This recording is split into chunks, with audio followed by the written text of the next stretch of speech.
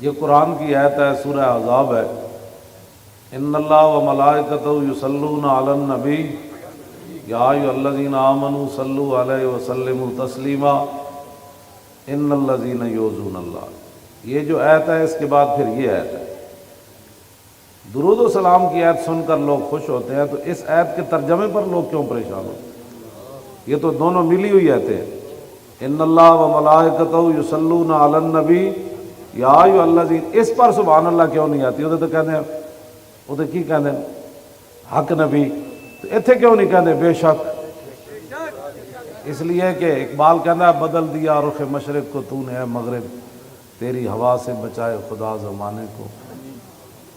اس لیے کہ وہاں سے دن رات تربیت یہ ہو رہی ہے کہ بہتر ہے کہ ان شیروں کو سکھا دے رمے آؤ، بہتر ہے کہ ان شیروں کو سکھا دے رمے آہو، اور باقی نہ رہے شیر کی شیری کا فسانہ، اور کرتے ہیں غلاموں کو غلامی پہ رضامند، اور تعویل مسائل کو بناتے ہیں بہانہ۔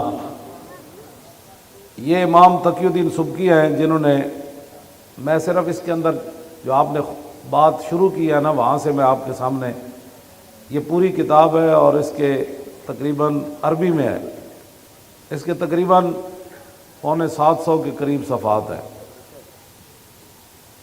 اس کے اندر آپ نے جو ایک بات کی ہے نا، میں نے صرف اس لیے منگائی ہے کہ ساتھ بھی لایا ہوں، وہ آپ کو سمجھ آ جائے تو پھر میرے لیے بھی کامیابی اور آپ کے لیے بھی۔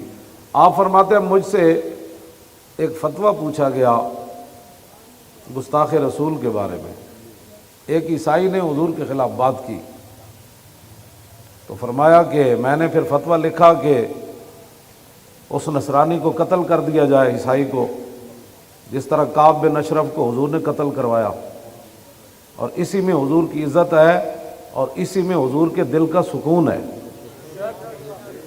انہوں نے لکھا کہ من ولوغ ھذا الکلب، اس کتے کے بھونکنے سے جو رسول اللہ کو تکلیف ہوئی ہے، اس کتے کا علاج یہ ہے کہ اس کو قتل کر دیا جائے۔ عیسائی نے حضور کے خلاف بات کی۔ آپ نے فرمایا کہ وَيُطَہَّرُ الْجَنَابُ الرَّفِيعُ، کہ حضور کی جو جناب اقدس ہے، جن کا مقام بلند و بالا ہے، ان کے شان کا یہی تقاضا ہے کہ اس کتے کو بھونکنے سے روکنے کے لیے اس کی گردن اتار دی جائے۔ آگے پھر آپ نے بات کرتے کرتے آگے جو بات کی ہے نا وہ بڑی عجیب کی ہے۔ آپ نے فرمایا کہ لا تقبل توبتہ، گستاخ رسول کی کبھی بھی توبہ قبول نہیں ہوگی۔ آگے فرمایا وَحُقَّ علیہ وعلی غیری من آل العلم القیام فی ذالک وتبیین الحق فیہ فإن فیہ نصرۃ للنبی صلی اللہ علیہ وسلم۔ فرمایا میرے تے بھی اتنا ہی حق ہے جتنا باقی مولویوں تے حق ہے کہ وہ حضور کی عزت آبرو کے لیے کھڑے ہو جائیں اور حق لوگوں کے سامنے بیان کرے۔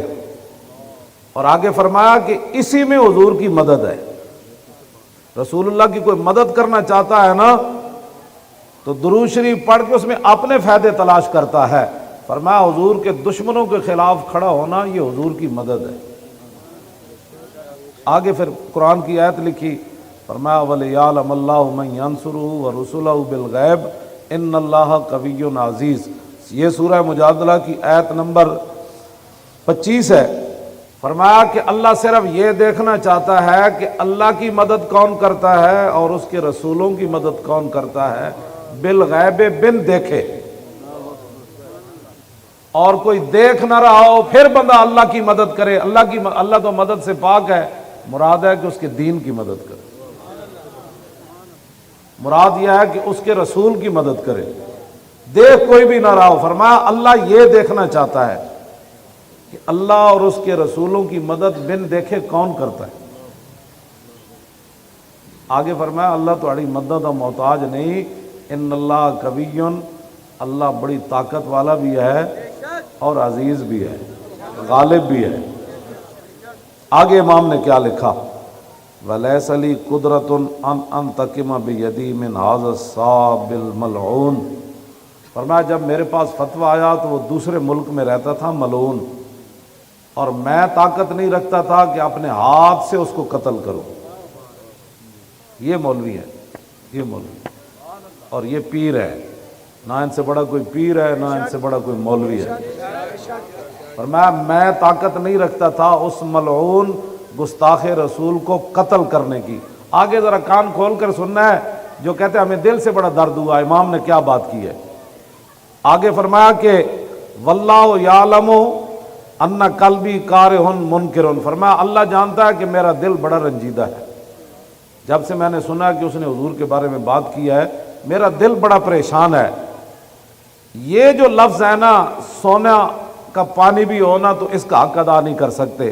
فرمایا ولیکن لا یکفی الانکار بالقلب ہاؤنا، فرمایا حضور کا مقام ایسا ہے کہ جب یہاں کوئی بات کر دے تو پھر دل پریشان ہونے سے بارگاہ رسالت میں یہ بات کافی نہیں ہوتی، بلکہ ہاتھ سے یا زبان سے یا قلم سے اس کا جب تک رد نہ کرے۔ یہ رسول اللہ کا غلام نے یہ بات، وہاں صرف دل سے بات نہیں چلتی، میرا دل بڑا پریشان ہے۔ تو آگے کیا لکھا؟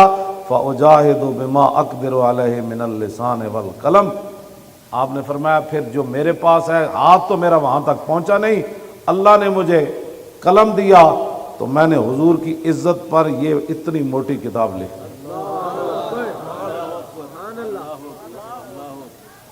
اور آگے کیا کہا، اگلی بات بھی سنیں۔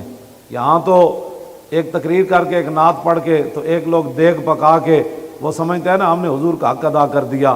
فرمایا وَأَسْأَلُ اللَّهَ، میں اللہ سے یہ سوال کرتا ہوں، عدم المؤاخذۃ بما تقصر یدی عنہ، یا اللہ جو میرا ہاتھ اپنے نبی کے لیے نہیں نہ اٹھا، قیامت والے دن یہ میرا گناہ تو نے معاف کر دینا ہے۔ یہ ہے جی بات۔